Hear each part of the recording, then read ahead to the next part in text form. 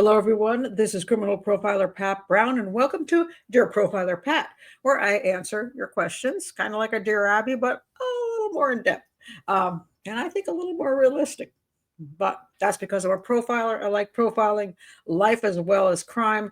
And so if you have a question, please do send it to me and put in the subject line profiler, Dear Profiler Pat, and send it to profilerpatbrown at gmail.com. All right, to today's question. Should I go to my mom's dinner when she is driving me crazy? And I think we can all relate to what the letter writer says because we've all had these situations where it's someone we care about, but the event sort of is difficult. There's something about the event. We want to participate because we care about the person or persons. And yet, if we could skip it, we might want to skip it. But should we skip it? And if we're not going to skip it, how do we get through it? So let me read you the letter. I'm going to leave out a couple of items here in the letter so the person remains anonymous.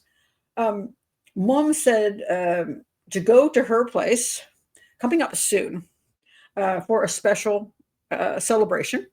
And her sister has also announced she wanted to go to the dinner, and Mom will not say no. She will moan to me about Sis just inviting herself for home cooking, but doesn't say anything to Sis. Well, I'm going to say right here up front, your sister is one of those people that your mother is still trying to hang on to because it is her daughter. And even if she's not the most pleasant person and is manipulative and all that, still her daughter, and she's still trying, which is why you also put up with her to some extent because she's your sister. And we don't choose that. That's, somebody who ends up being connected to us. Mom complains to me how this hurts. And that hurts. She's 78. Her mom's 78. And having to slog away all day cooking, no one helps. Everyone just sits there and waits to eat without lending a hand. Okay, so you have a mom who's 78. I want to point this out right away because you're not going to have your mom forever. All right. Hopefully your mom might live on perfectly fine until she's 88 or 98, but you just don't know if she's going to be around for the next year's celebration. You don't. And she may be in good health. She may not be in good health, but she is 78. And keep this in mind. She is your mom, and it's always someone you're going to care about, and you're going to want to make sure that you don't have regrets over.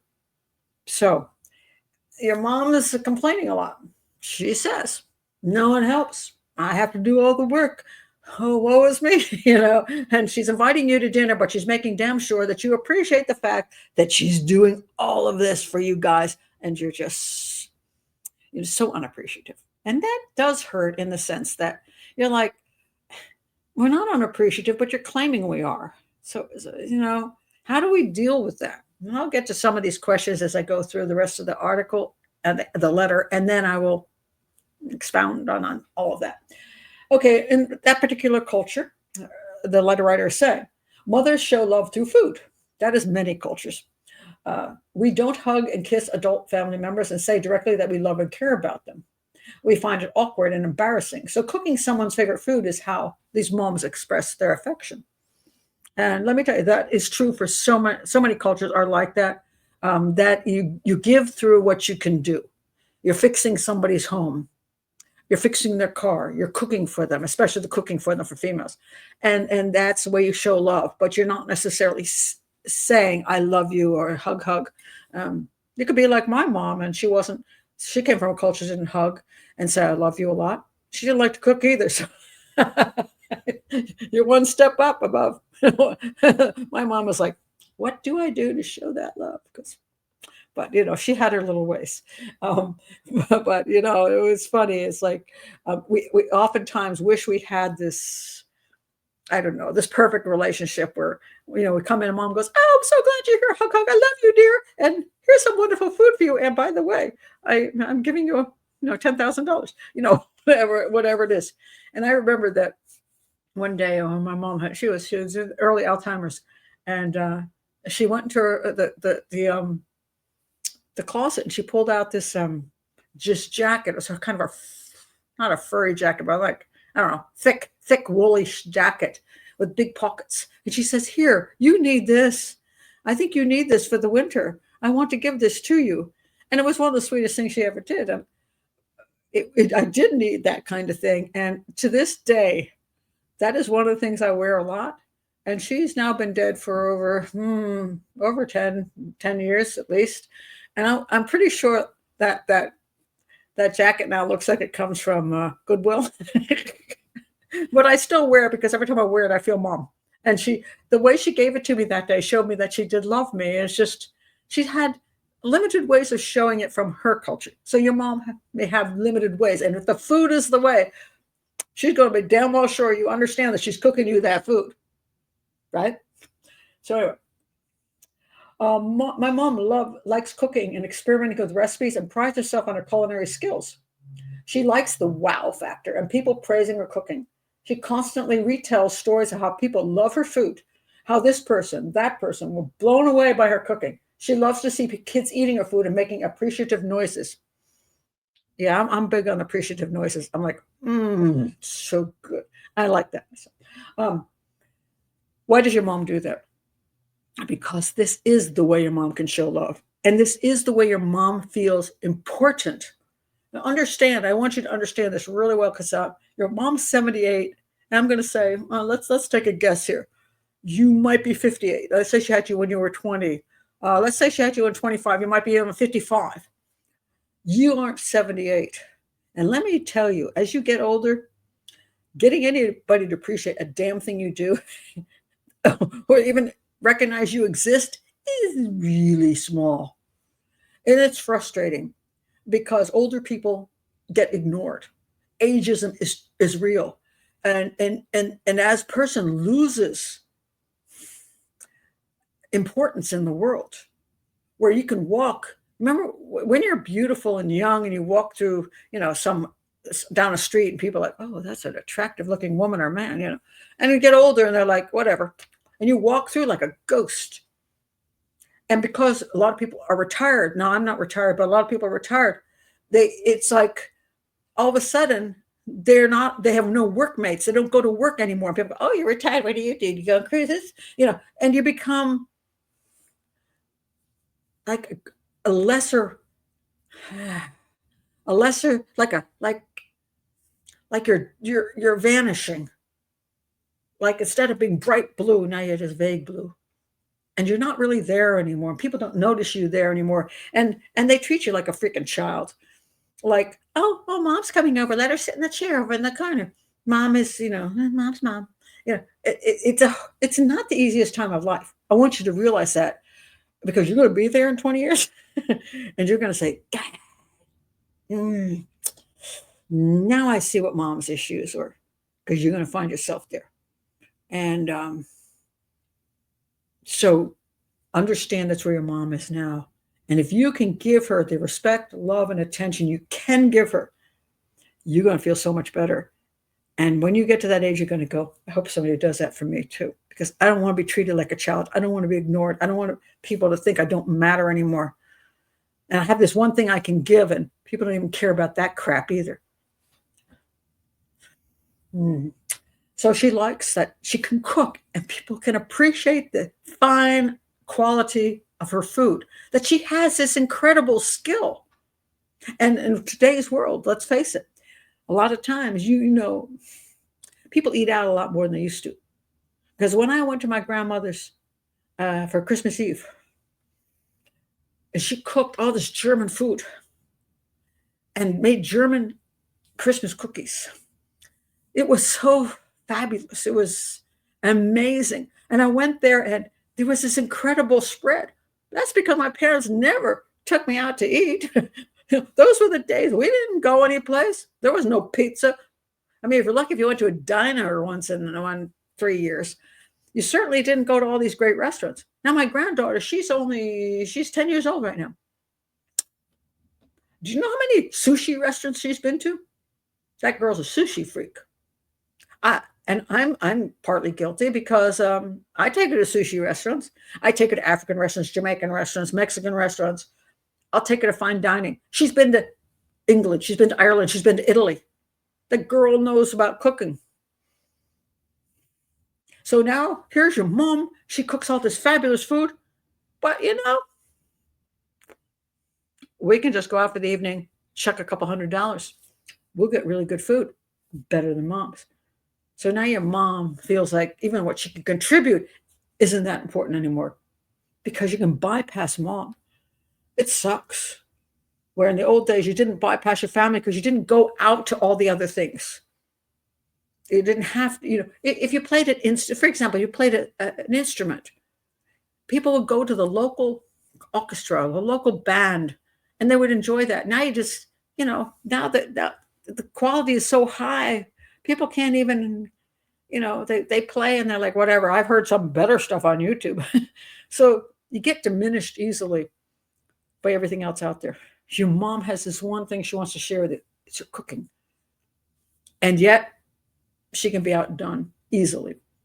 Even though she's been in the business for years and is probably an excellent cook.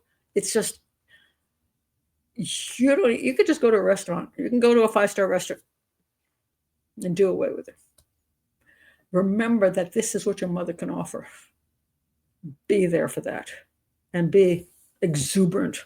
All those faces you're supposed to make, oh my God, make those faces. All right. However, I've reached this point of not enjoying these dinners because my mom is making a martyr of herself. If the pain is really that unbearable, why doesn't she say to sis, no, sorry, I'm not up to preparing a big family meal. Let's go out to eat instead. Because if you go out to eat instead, she's nobody. Is she making herself a martyr? Yeah, perhaps. So what? Let her be a martyr. Say to her, oh my God, Mom, I can't believe you made this for us. You're the best chef ever. There's no restaurant that can outdo you. I wait for these meals. I can't wait to be here for these meals. They're amazing. Let her be a martyr. She's 78. So let's go on. My mom and sister don't have a great relationship. Well, we know that. They had a lot of arguments when sister was a kid. I don't have a great relationship with my sister either. Sometimes that happens. She seems to care more about her dog than my mom. And it shows in families' WhatsApp chats, and our cousin commented on it. Okay, your sister's your sis. She is what she is. Mom is also quite critical about restaurant food and hygiene standards. When we go out and about, she prefers to stick to the regular places she knows or opts for McDonald's because she thinks it is clean, as there is no risk of dirty plates or cutlery. She often turns her nose up at restaurant fare and says she can cook better herself for half the price. Your mom is probably correct. Let's get real. If your mom has been a cook, and you're saying here that, read the next paragraph, and then I'll go back a little bit. I do my best to help her in the tiny kitchen, but she likes things done her way.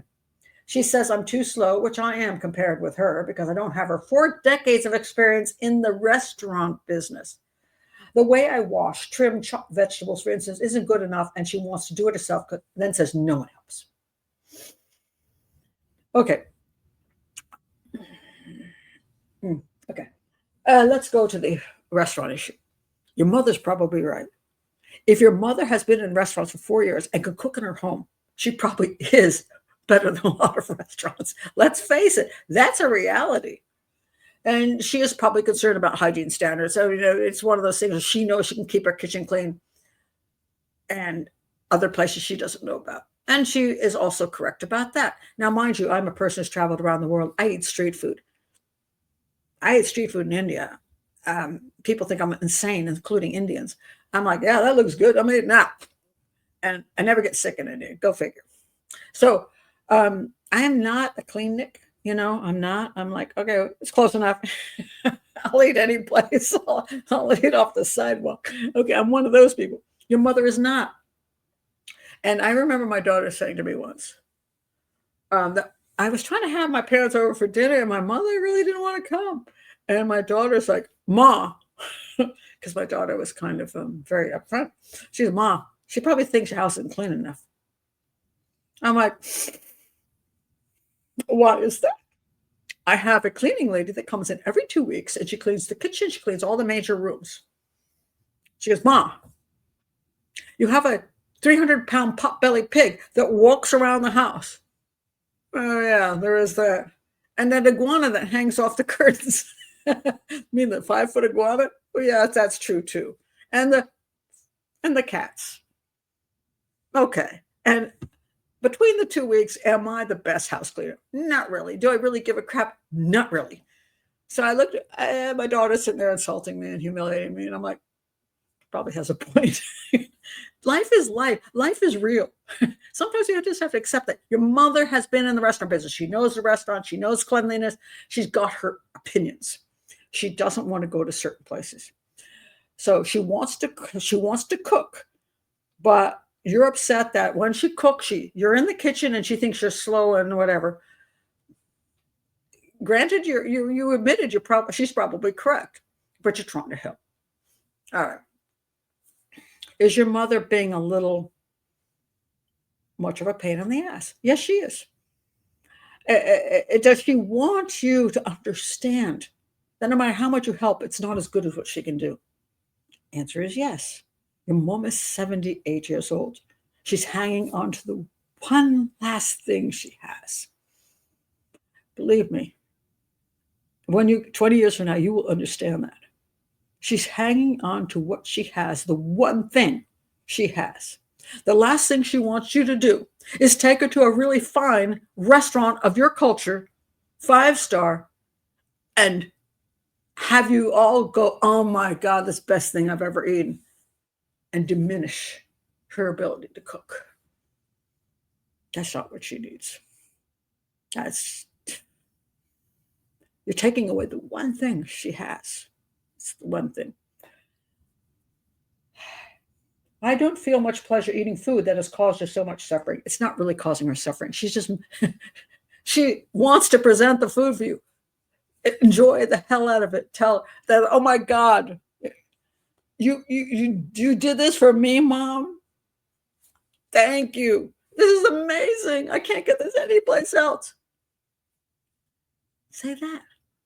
Enjoy the hell out of it. Tell her, look, I suck as a prep. I'm prepping for you in the kitchen. I know I suck, but should I come 2 hours earlier and prep slow because I'm slow? Should I just come earlier? Will that help? And I know you're never going to get.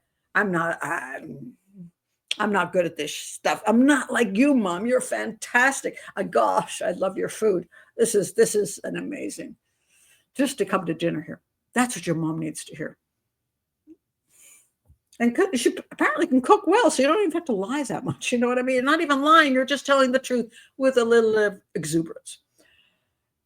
So you don't feel, because she's suffering and pain to provide. If you don't go, she's not happy. If you do go, she's constantly whining, but doesn't accept help. There's no pleasing her. Yes, there is pleasing her.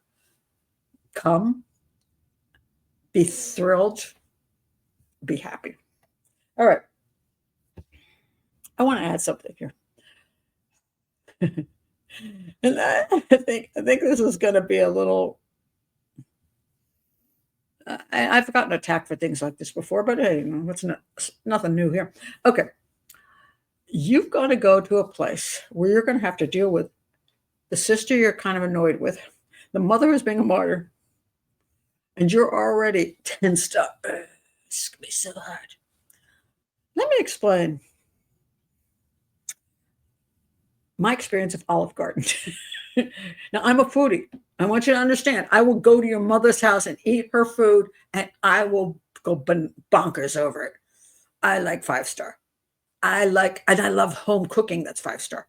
I love foods from all over the world. I'm a food freak for flavor. But I'm 69 years old, and I go to a senior center where I take my Spanish classes, and I do my art, and I have a good time there. And people say, hey, you want to go out and have some lunch at Olive Garden? And my answer is, not really. God, I hate Olive Garden. That stuff sucks. I hate Olive Garden. Seriously, I do. The food is crap. It's oversalted. It's not Italian food, for God's sakes, folks. But these are nice people. And they love Olive Garden. I don't know why. It's not my thing. But other people, it's their thing. They want to go to Olive Garden. In the past, I have been kind of a shit about it. And I would go, oh, why do we have to go to Olive Garden? Couldn't we go to? And I point out all the great food around us, and they would go, oh. And then they would not like me, and I would not have friends anymore. And so I learned perhaps I shouldn't do that. Perhaps I should understand that people have different tastes and different needs. So I'm like, okay, oh, want to go? Oh, Olive Garden, sure.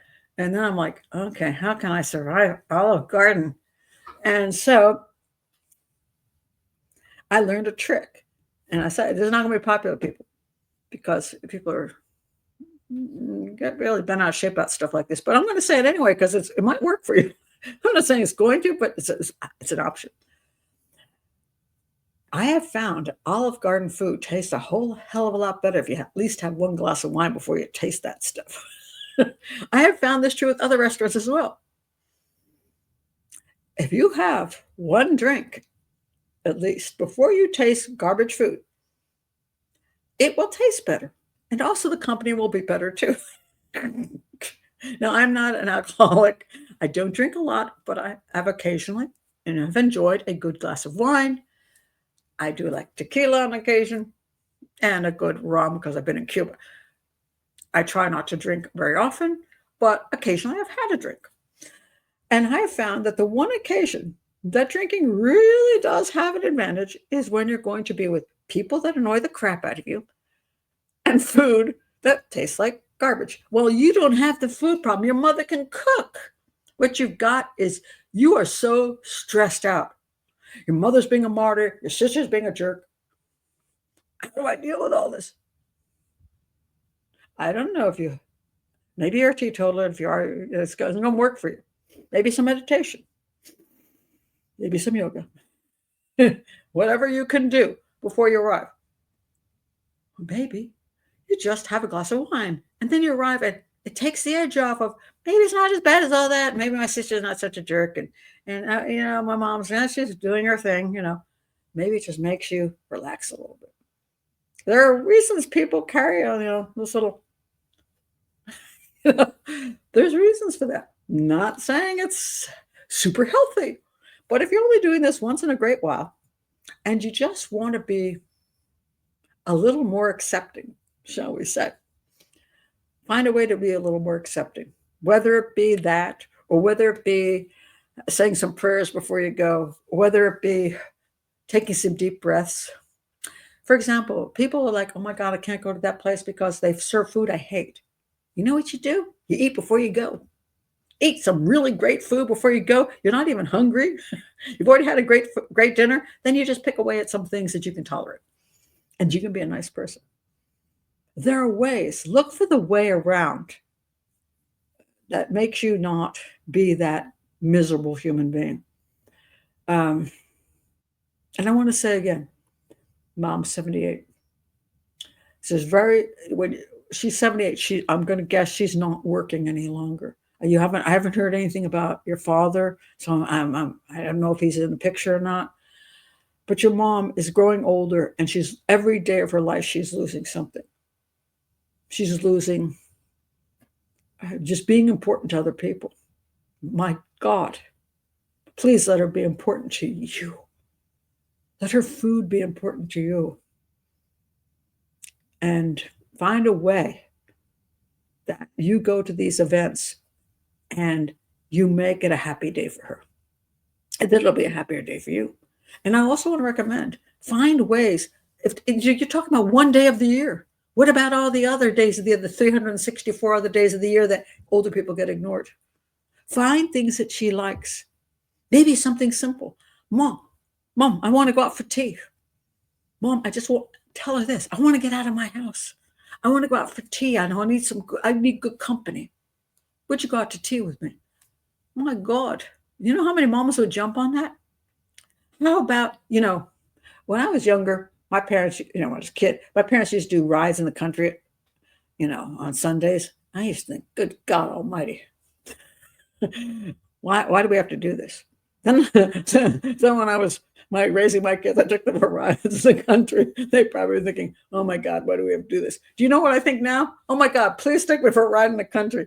I actually freaking enjoy when I get in my daughter's car, I'm in the back seat because her husband, daughter, my granddaughter's next to me. I look out the window and I enjoy this. Now, mind you, I'm a traveler. I've been all over the world. It's not like I'm like unable to do this on my own. Everybody know I've run trips for people. I mean, I'm very I have a good ability to travel. But I have this interesting thing where I don't mind sitting there and just looking out the window going, "Oh, look, there's that restaurant. Oh, look, there's some boats out there." I don't know why. I enjoy it. My kids could take me for a ride in the country, and I'd be thrilled. Also to be just included in simple things. Mom, would you like to go? Do you need I want to go shopping. Do you need stuff? And can you accompany me shopping? Mom, I just want to get out today.